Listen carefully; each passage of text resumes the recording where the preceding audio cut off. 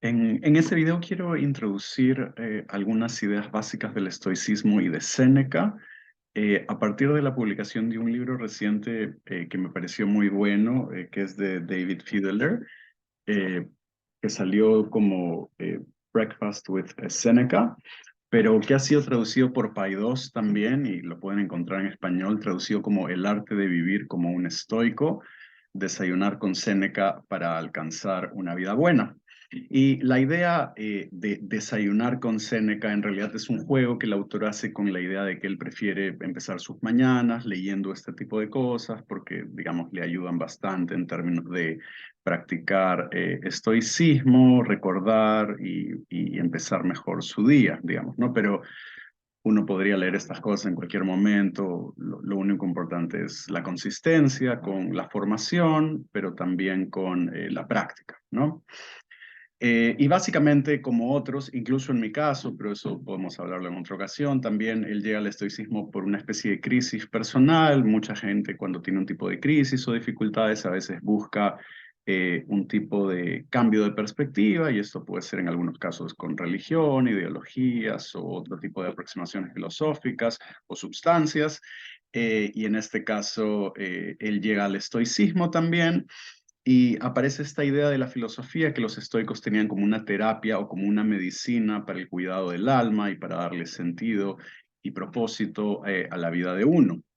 Ahora, lo que acá Fiedler hace, o lo que él cree, y que es una cosa que también se puede discutir, es que en la práctica, en términos de la psicología de las personas, la razón por la cual los estoicos nos resultan tan llamativos y por eso suelen ser bien populares en el ámbito de la autoayuda hoy, es porque quizá no ha cambiado mucho la naturaleza humana en esos aspectos. Es decir, en nuestras sociedades, como antes en Roma, por poner la comparación, habría mucha vanidad, ambición, búsqueda de lujo, consumismo. Y en ese sentido podríamos decir que mucho de la psicología humana y lo que produce muchos problemas no habría cambiado, lamentablemente. Digamos que no habríamos hecho mucho progreso en eso a nivel muy general. Y lo que Fiedler quiere mostrar con eso es la relevancia de Séneca y que muchas cosas de las que él dice es posible tratar de aplicarlas para una vida contemporánea. Y eso es algo que yo también suscribo en buena cuenta y por eso es que quise empezar no tanto leyendo a Séneca directamente, que es algo que quiero hacer más adelante, sino con alguien que lo ha podido estructurar o sistematizar para una audiencia más amplia. Y en este caso la idea es pensar en la filosofía como esta terapia y como una especie de empresa común y de amistad colectiva, ¿no? Con estos fines de progreso moral, si se quiere, ¿no? Y por eso hay esta apelación a siempre estas figuras y ejemplos de vida. Los principales siempre van a ser sobre todo Séneca, en el caso de este libro para Fiedler, pero también sobre todo Sócrates para los estoicos en general, digamos, ¿no? Entonces, el objetivo de este libro, y creo que es muy bueno y creo que les puede servir, es introducir la filosofía estoica de Séneca para una audiencia más amplia, ¿no? Y habiendo leído yo también Séneca y viendo esta presentación, me parece que hace un buen trabajo de hacer varias cosas accesibles. Como todo libro que trata de sintetizar y introducir va a simplificar cosas y obviamente van a haber interpretaciones que se pueden discutir, pero dentro de todo me parece un buen libro para una introducción general para una audiencia no especializada. Y esa es un poco la razón por la cual empecé este canal también, porque con el caso del estoicismo como un tipo de filosofía helenística particular con textos y una rica historia de interpretación, discusión y aplicación, me parece que al llevarse al siglo XXI en este ámbito de estoicismo, si quieren, moderno, y ocupando espacios en la autoayuda y también con presencia en redes sociales, me parece que muchas veces y en su mayoría hay mucha distorsión y simplificación o malinterpretación de lo que esto significa y no me parecería mal si es que se presentara como otra cosa, pero se presenta como que esto es nuclear al estoicismo, muchas veces esto no es.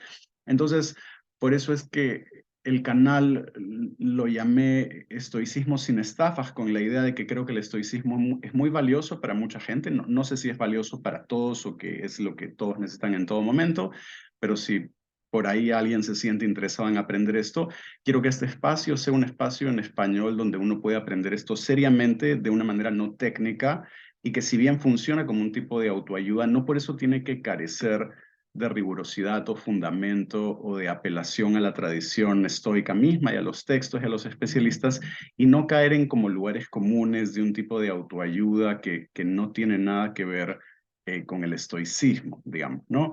Yo no voy a perder el tiempo criticando a otros que puedan decir cosas, pero la idea básica es de que en este canal yo voy a tratar de referirme a los textos y a los especialistas, tanto que aborden más el periodo clásico como los que quieran hacer aplicaciones contemporáneas, ¿no? Eh, y entonces, ahora, habiendo dicho eso como un preámbulo del canal y del proyecto, la idea es justamente que podamos desarrollar o lograr una vida que verdaderamente valga la pena ser vivida, ¿no? Ese es el objetivo del estoicismo, como otras filosofías clásicas que buscan la felicidad, el florecimiento, la eudaimonía, es la palabra original.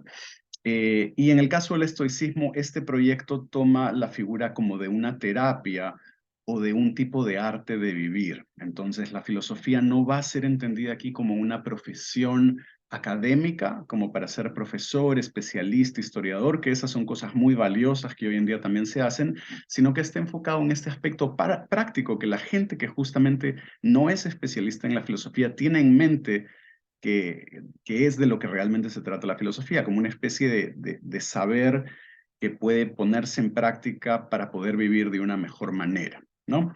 Y creo que esa es la razón por la cual el estoicismo puede tener un interés en una población más general y no especializada. Entonces, vamos a tratar de ver eso. Entonces, por un lado hay el estoicismo como este arte de vivir, pensado por una audiencia más amplia que estamos introduciendo, y esto se va a hacer a través de la figura de Séneca en este caso. Y aunque no vamos a dar una biografía de Séneca muy detallada, hay algunas cosas que son importantes para entender por qué es importante, digamos. Y bueno, él es conocido básicamente por ser el asesor del emperador Nerón y por ser uno de los hombres más ricos de Roma en ese momento. En ese sentido, Séneca en su carrera tuvo bastante poder e influencia política y también económica.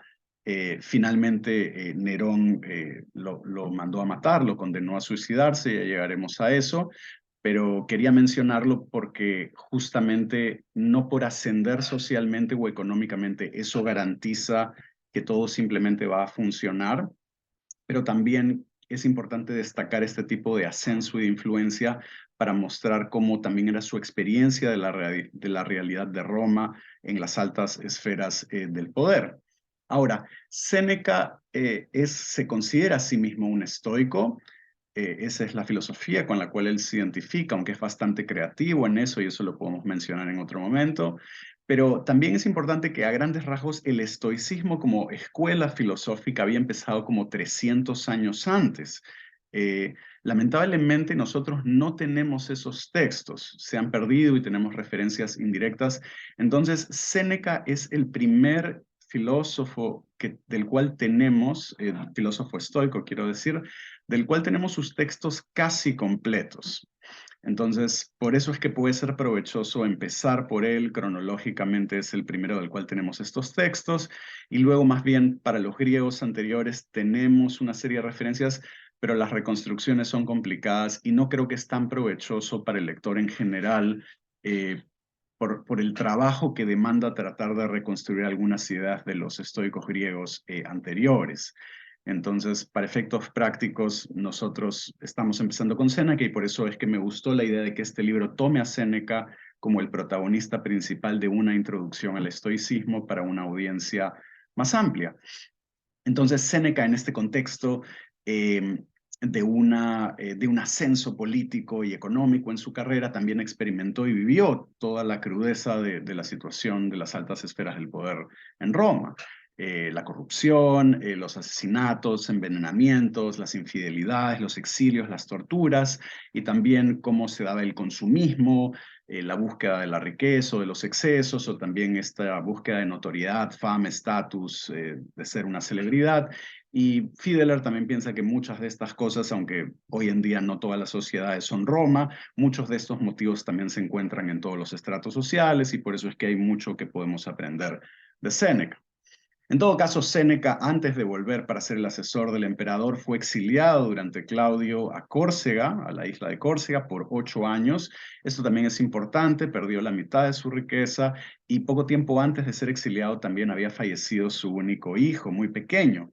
Esto lo menciono también porque cuando a veces se menciona a Séneca como el asesor del emperador o como uno de los hombres más ricos, se señalan estos aspectos del poder, pero Séneca es muy consciente de que todo en la vida tiene varios aspectos y la adversidad y las dificultades también ocurren, y en este caso ser exiliado es algo muy duro, perder un hijo es algo muy duro, ser condenado al suicidio, como es que Séneca termina su vida, también es algo muy duro. Entonces no debemos idealizar un tipo de carrera exitosa, sino que dentro de todo también tuvo muchas dificultades en las cuales se pudo probar su carácter.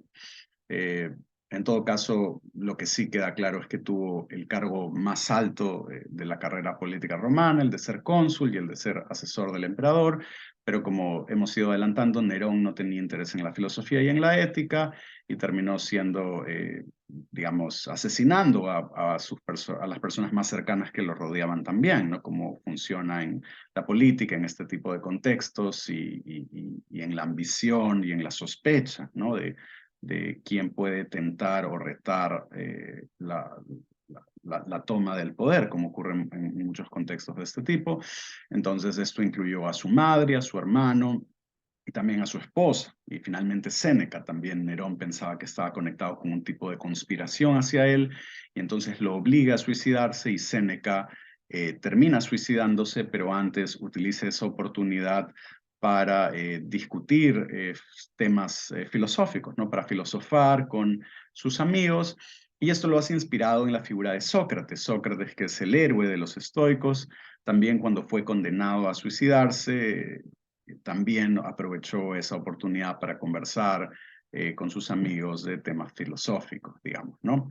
En todo caso, otro tema que es recurrente, aunque no siempre es enfatizado en el estoicismo, es de que como hay esta influencia de Sócrates, como este gran filósofo que no le tiene miedo a la muerte y a hacer lo correcto, hay este énfasis en la filosofía como una preparación para la muerte. Y esto es algo que los estoicos también van a tener muy presente y es algo que vamos a ver al comentar este tipo de temas que están presentes en los diferentes escritos de Séneca.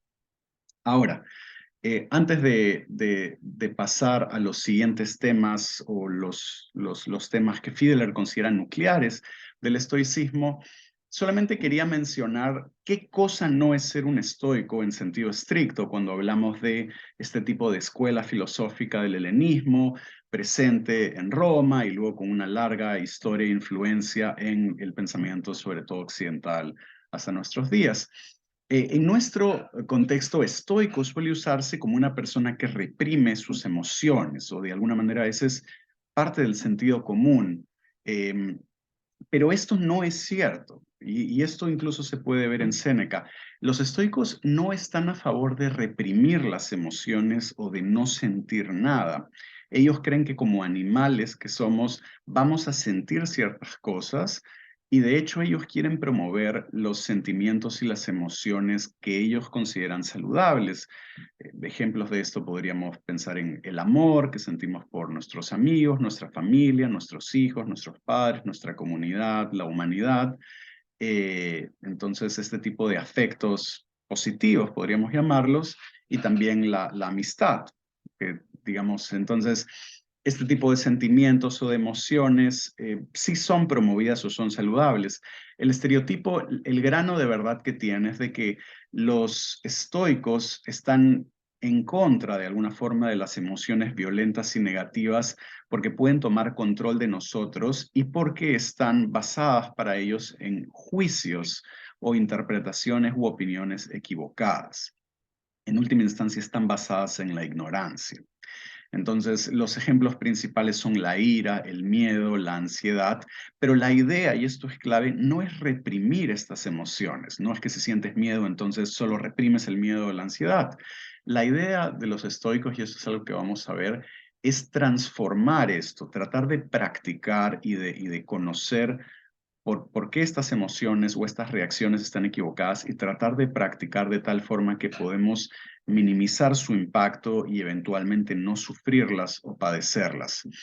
La idea básica, esto solo lo menciono, de ahí lo vamos a desarrollar en otro momento, es que estas emociones para los estoicos tienen que ser transformadas tomando un tipo de actitud o perspectiva diferente, con un tipo de conocimiento o interpretación o manera de reaccionar diferente, que sí, tiene un componente teórico de por qué es así, pero sobre todo práctico también de vivir de esa forma para que las emociones operen de una manera diferente. Y esto es una práctica diaria, ¿no? Por eso es un tipo de arte de vivir o de terapia de las pasiones o de cuidado del alma. Entonces es un tipo de conocimiento que podemos obtener o que los estoicos creen que podemos obtener y que podemos aplicar a nuestras vidas para poder ser felices y tener una vida buena, que es el objetivo general de este tipo de éticas del mundo clásico. Ahora, otra cosa que quiero mencionar es de que estoico también no solo no significa reprimir emociones, sino que es una palabra que no es filosóficamente interesante. Es decir, por ejemplo, nosotros podemos hablar de utilitaristas y esto nos remite a una idea de pensar la utilidad, pero los estoicos solamente se llaman estoicos por algo trivial, que es de que se juntaban en un pórtico y esto etimológicamente remite a la idea de la estoa y en última instancia el estoico. Entonces, los estoicos solo se llaman estoicos porque se juntan en un pórtico. Y menciono esto para enfatizar que no es tan importante la palabra, sino lo que involucra. Y por eso hay que dejar de lado si ser estoico es reprimir emociones, eso no es importante. No es tan importante la palabra ser estoico, no, sino los otros aspectos que ello va a involucrar y que vamos a poder ver más adelante. Entonces, a nivel general, como otras éticas del mundo clásico, los estoicos creen que es posible acceder a vivir una vida buena, con sentido, feliz, y lo que los hace diferentes a otros proyectos éticos clásicos es de que creen que esto incluso es posible en circunstancias adversas y difíciles que no dependen de nosotros. Entonces, ese es básicamente el elemento central. ¿Ok? Entonces, a partir de ahí, ahora que hemos visto algunas ideas básicas de Séneca, qué cosa no es estoicismo, por qué hablamos de esto, Fiedler hace algo muy interesante en la introducción de su libro, que es para él destilar como lo que para él son las 8 enseñanzas nucleares del estoicismo. Y esto organiza el resto de su libro, que después podemos comentar rápidamente. Entonces, eh, para poder hacer esto, voy a hacer una pausa aquí y luego vamos a retomar esto en el siguiente video.